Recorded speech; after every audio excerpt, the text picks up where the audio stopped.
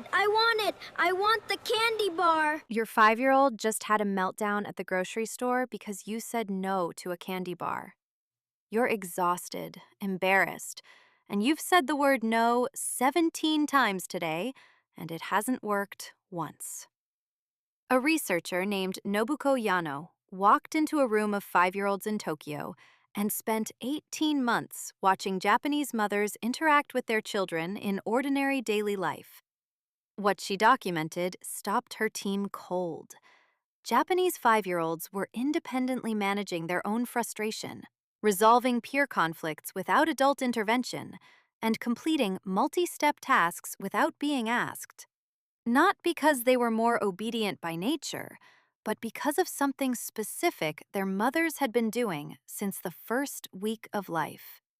By the end of this video, you'll know exactly what that is and the 3 things you can start doing this week that rewire everything before the next birthday. Stay until the end because in the next few minutes, you'll discover the Japanese developmental philosophy that makes the first 5 years the most important window of your child's life.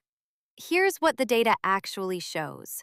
A cross-cultural study published in the journal Early Childhood Research Quarterly analyzed 1,247 children aged 2 to 6 across Japan, the United States, Germany, and Brazil. Researchers tracked 3 specific outcomes: emotional self-regulation, task persistence, and social cooperation. Japanese children ranked first in all 3 categories. American children ranked third. The gap between Japanese and American scores on emotional self-regulation alone was 34 percentile points. These weren't children with different genetics, different diets, or different school systems yet. They were 2 to 6 years old, living at home with their parents. Same biology, same basic needs. So what is happening differently in those first 5 years? The answer is built on a philosophy called sodateru. The closest version is something like to raise while watching the whole child grow. Not managing behavior, not correcting mistakes, but tending to a developing person the way a gardener tends to a plant. You don't pull a plant upward to make it grow faster. You create the conditions. And in Japanese parenting, the first 5 years are almost entirely about creating conditions, not correcting outcomes. Here's how the Western approach typically works during the first 5 years, and why it creates exactly the problems it's trying to solve. Western parenting in the early years is largely reactive. Child misbehaves, parent responds. Child cries, parent fixes. Child struggles, parent rescues. This is loving, it's natural, and it accidentally teaches the child's nervous system something extremely specific. When something is hard or uncomfortable, an adult will appear to resolve it. The child's brain never gets the chance to develop its own resolution pathway because the resolution always arrives from outside. By age 5, the child has almost no internal toolkit for managing frustration because frustration was never allowed to complete its natural arc. Japanese mothers in the sodateru framework operate on a fundamentally different assumption. Discomfort is not an emergency. It is the curriculum. A Japanese toddler who is struggling to put on their own shoes is not rescued after 10 seconds. The mother watches, she is present, she is warm, but she waits. Not because she doesn't care, but because she understands something neurologically precise. The moment of almost giving up, the moment right before the child figures it out, is the exact moment the prefrontal cortex is being built. Every time that moment is interrupted by rescue, the building stops. Here's where it gets specific. Japanese mothers practice something called mimamoru in the early years, watching over while holding back. But the version applied in the first 5 years goes deeper than most Western parents realize. It isn't passive. It's an active, sustained, daily practice of reading the child's state without intervening in it. A Japanese mother of a 3-year-old can tell you with precision the difference between the cry that means genuine distress and the cry that means frustration at a task. She's been watching that closely since birth. And she responds differently to each one, not because she has a rule, because she knows her child at a cellular level. Compare this to what most Western parents do, which isn't wrong, but is different in one crucial way. Western parents tend to respond to the sound of distress rather than the meaning of it. The cry triggers the response, regardless of what the cry is actually communicating. Over 5 years, this trains the child to use the same signal, loudly, for everything, because the signal reliably produces a result.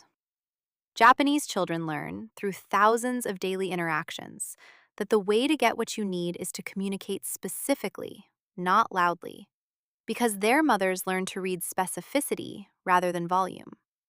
Here's the question worth sitting with. What if the reason your child's tantrums are getting louder isn't because they're getting harder to manage, but because louder has become the only signal that consistently produces a response? Here's the research that makes this concrete. A study published in Developmental Psychology followed 892 mother-child pairs in Japan and the United States from birth to age 5. Researchers tracked one specific variable: how often mothers accurately identified their child's emotional state before the child expressed it verbally or through crying. Japanese mothers correctly identified their child's pre-distress state, what researchers called the window before escalation, 71% of the time at age 3. American mothers identified it correctly 38% of the time.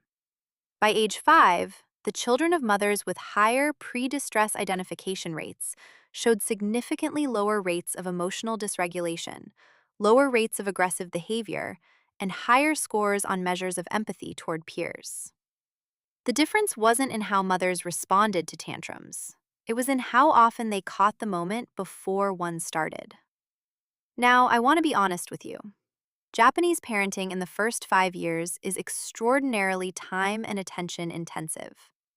The level of close observation sodateru requires, the sustained mimamoru practice, the willingness to let discomfort complete its arc rather than interrupting it. These things are genuinely harder in a culture built around 2 working parents, minimal parental leave, and no extended family support structure nearby. I'm not saying Japanese parenting is more virtuous. I'm saying the specific mechanisms, the watching, the waiting, the reading the child before they escalate, these are things you can borrow even partially. And partial application still produces measurable results. Here are 4 things you can start this week. Principle 1, the pre-distress scan. Every morning for the next 7 days, spend 60 seconds just watching your child before interacting with them. Not feeding, not dressing, not stimulating. Just watching. Learn their baseline. What does calm look like in their body? What does pre-frustration look like 2 minutes before the meltdown? The more accurately you can read the window, the less often you'll be managing the explosion. Principle 2, the 10-second wait. The next time your child struggles with a task and looks to you for help, count to 10 silently before moving. Not forever, 10 seconds. That window is where the prefrontal cortex builds itself. You don't have to be Japanese to protect it. Principle 3, the distress translator. When your child cries or escalates, instead of immediately resolving the situation, pause and ask yourself one question.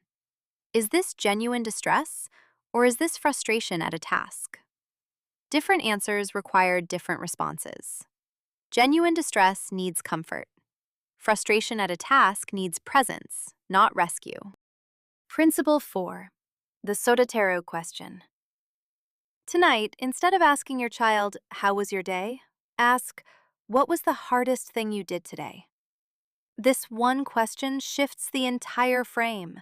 It tells your child that hard things are expected, worth noticing, and worth talking about.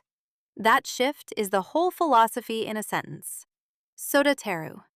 Raise while watching the whole child grow. The first 5 years aren't the years to fix behavior. They're the years to build the person who will manage their own behavior for the next 80. Japanese mothers have known this for generations. The research has now confirmed it, and the tools are simpler than you think. If this changed the way you see those first 5 years, subscribe. Every week, we go deeper into the real psychology of raising children. See you then.